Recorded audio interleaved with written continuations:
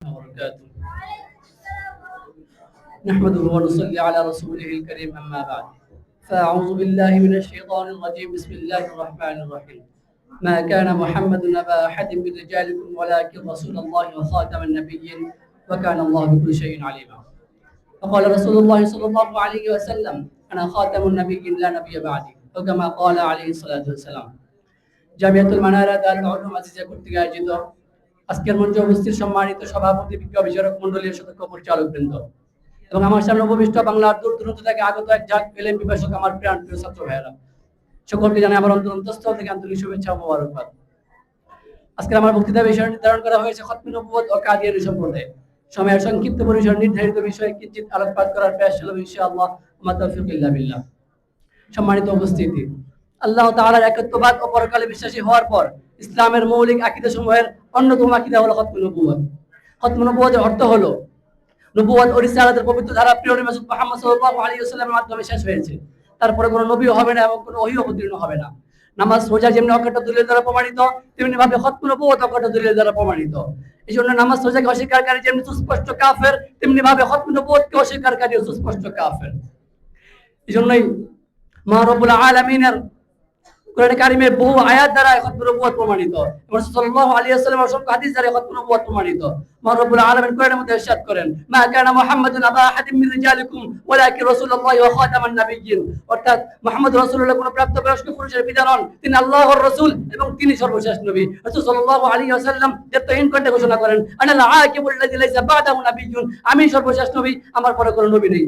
রাসূল সাল্লাল্লাহু আলাইহি ওয়াসাল্লাম অপর হাদিসে বলেন, আমাকে সমস্ত নবীদের উপর 6টি বিষয়ে মর্যাদা দান করা হয়েছে, যার মধ্যে একটি হলো আমার মাধ্যমে নবীদের ধারা শেষ করা হয়েছে। রাসূল সাল্লাল্লাহু আলাইহি ওয়াসাল্লাম বলেন, আমার পরে আরো 30 জন মিথ্যাবাদী আত্মপ্রকাশ করবে, যারা নিজেদেরকে নবী দাবি করবে, অথচ আমি সর্বশেষ নবী, আমার পরে কোনো নবী নেই। সম্মানিত উপস্থিতি, মহান রব্বুল আলামিন রাসূল সাল্লাল্লাহু আলাইহি ওয়াসাল্লামের উপর দিনের নিয়ামতকে পূর্ণ করে দিয়েছেন এবং রাসূল সাল্লাল্লাহু আলাইহি ওয়াসাল্লামকে সমস্ত সৃষ্টি জগতের জন্য প্রেরণ করা হয়েছে। সেভাবে আল্লাহ তাআলা কোরআনের মধ্যে ইরশাদ করেন: আল-ইয়াওমা আকমালতু লাকুম দীনাকুম ওয়া আতমামতু আলাইকুম নি'মাতি ওয়া রাদিতু লাকুমুল ইসলাম দীনা। আজ আমি তোমাদের জন্য দ্বীনকে পূর্ণ করে দিলাম এবং আমার নিয়ামতকে তোমাদের জন্য পূর্ণ করে দিলাম এবং দ্বীন হিসাবে ইসলামকে তোমাদের জন্য মনোনীত করলাম। সম্মানিত উপস্থিতি, কিন্তু আজ বড় আফসোসের সাথে বলতে হয়, এই কোরআন এবং আয়াত হাদিসের স্পষ্ট পরিষ্কার যে রাসূল সাল্লাল্লাহু আলাইহি ওয়াসাল্লামের পরে কোনো নতুন নবুয়ত, কোনো নতুন শরীয়ত, এটা পুরোপুরি ভিত্তিহীন। কিন্তু বড় আফসোসের সাথে বলতে হয়, বর্তমান কাদিয়ানী সম্প্রদায় যারা নিজেদেরকে আহমদিয়া মুসলিম জামাত নামে পরিচয় দেয়, তাদের প্রতিষ্ঠাতা গোলাম আহমদ কাদিয়ানী ছিল অত্যন্ত দ্রুত ও চালবাজ। সে প্রথম নিজেদেরকে একজন মুজাদ্দিদ, এরপর মাহদী, এরপর ঈসা আলাইহিস সালাম, এরপর নিজেদেরকে ছায়া নবী, সর্বশেষ নিজেকে একজন পূর্ণ নবী বলে দাবি করতে থাকে। সে শুধু নিজেকে নবী দাবি করে নেই, সে বলে আমার মধ্যে স্বয়ং রাসূল সাল্লাল্লাহু আলাইহি ওয়াসাল্লামের সত্তা বিরাজমান। নাউযুবিল্লাহ। কাদিয়ানী সম্প্রদায় আমাদেরকে খুব সূক্ষ্মভাবে ধোঁকা দেয়। তারা বলে আমাদের কালিমা এবং তোমাদের কালিমা এক, কিন্তু তারা যখন রাসূল সাল্লাল্লাহু আলাইহি ওয়াসাল্লাম বলে, তখন রাসূল সাল্লাল্লাহু আলাইহি ওয়াসাল্লাম তারা মক্কার রাসূল সাল্লাল্লাহু আলাইহি ওয়াসাল্লামকে উদ্দেশ্য করে না, তখন তারা কাদিয়ানের গোলাম আহমদ কাদিয়ানীকে উদ্দেশ্য করে। পরিশেষে আমি বলতে চাই, সমস্ত উম্মত মুহাম্মাদের ইজমা হলো, যে নিজেকে নবী দাবি করবে সে কাফের, তাকে যারা অনুসরণ করবে তারাও কাফের, তাকে যারা কাফের বলে মেনে নেবে না তারাও কাফের।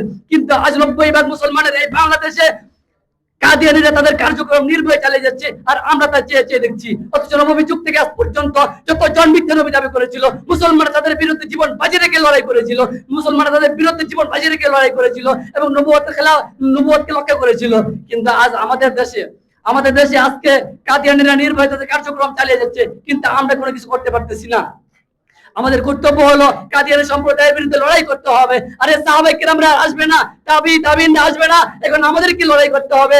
যদি তার জন্য জীবন দিতে হয়, যদি তার জন্য জীবনের শেষ বড় রক্তটুকু বিলিয়ে দিতে হয়, তবুও নবুয়তের খেলাফতকে রক্ষা করার জন্য, খেলাফতকে রক্ষা করার জন্য আমার জীবন যদি প্রস্তুত হয়, তবুও রাস্তায় বিলিয়ে দিতে জন্য প্রস্তুত ইনশাআল্লাহ। মাশাআল্লাহ। আসসালামু আলাইকুম।